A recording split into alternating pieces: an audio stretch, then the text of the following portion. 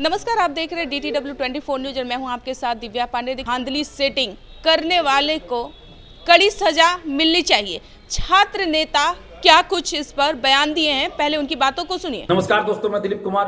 दोस्तों, media report के अनुसार 300 से अधिक अभ्यर्थियों की गिरफ्तारी हजारीबाग में हुई है। ये सभी अभ्यर्थी BPSC TRE 3 के बताए जा रहे हैं।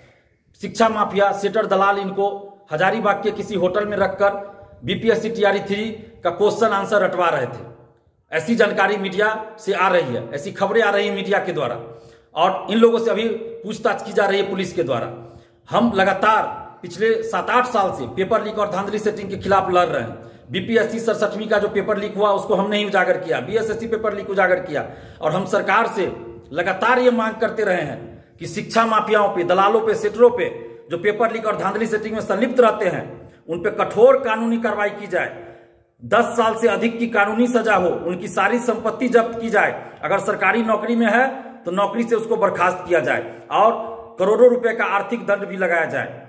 लेकिन बिहार सरकार अभी तक ऐसा कानून नहीं बनाई है। केंद्र सरकार ने कानून बनाया है हाल ही में, लेकिन बिहार सरकार अभी तक उस कानून को लागू नहीं की है और न ही ऐसा कोई कानून बना रही है। हम मांग कर रहे हैं बिहार सरकार से कि ऐसा कानून बनाइए या तो केंद्र सरकार के कानून को ही लागू कर दीजिए।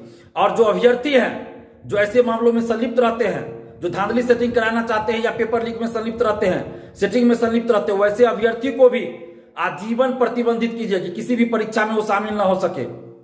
अगर वो नौकरी में कहीं पे है पहले से तो उसको नौकरी से बर्खास्त कीजिए और 10 साल से अधिक की सजा हो ऐसा कानून बनाइए। स्पीडी ट्रायल करके सजा दीजिए, सारी संपत्ति उसकी भी जब्त कीजिए और स्पीडी ट्रायल करके सजा होनी चाहिए। जब तक ऐसा कठोर कानून नहीं बनेगा और उसको सख्ती से लागू नहीं किया जाएगा तब तक इस तरह की घटना नहीं रुकेगी। मैं बार बार कह रहा हूं, पिछले 6-7 सालों से ये बात मैं कह रहा हूं कि कठोर कानून बनाने और उसको निष्पक्षता के साथ और स्पीडी ट्रायल कर लागू करने की जरूरत है।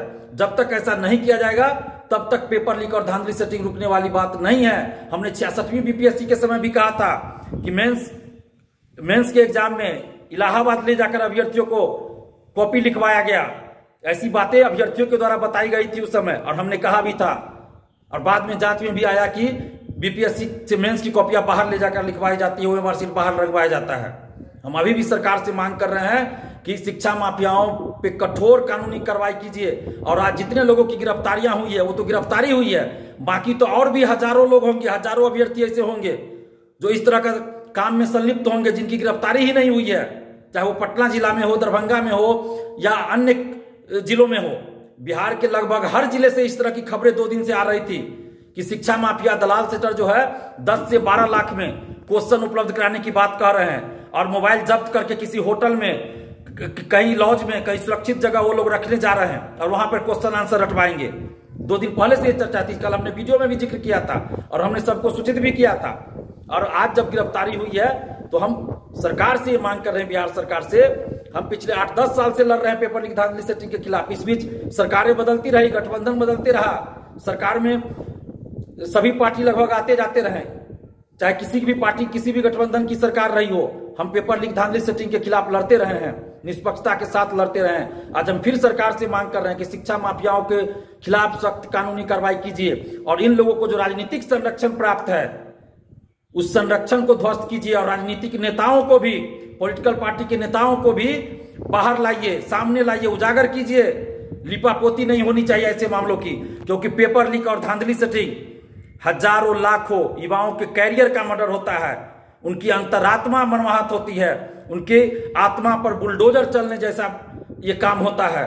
तो बिहार के लाखों युवाओं के साथ ये अन्याय कब तक होता रहेगा? कब तक बिहार के मेधावी, प्रतिभावान स्टूडेंट्स के साथ इस तरह से अत्याचार, अन्याय और शोषण होता रहेगा? कब तक बिहार के लाखों स्टूडेंट्स के भविष्य से खिलवाड़ होता रहेगा? कब तक हम लोग चुप बर्दाश्त करते रहें?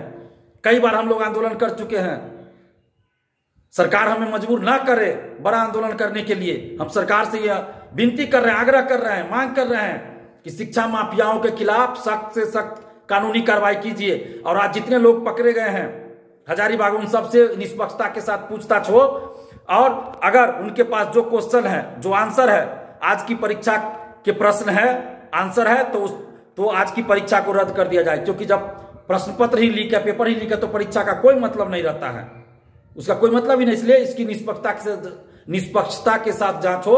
अगर इन अभ्यर्थियों के पास आज की परीक्षा के प्रश्न पत्र हैं, आंसर है, वो मैच कर रहे हैं आज की परीक्षा के पूछे गए प्रश्नों से और उत्तर से, तो आज की परीक्षा को रद्द कर दिया जाए।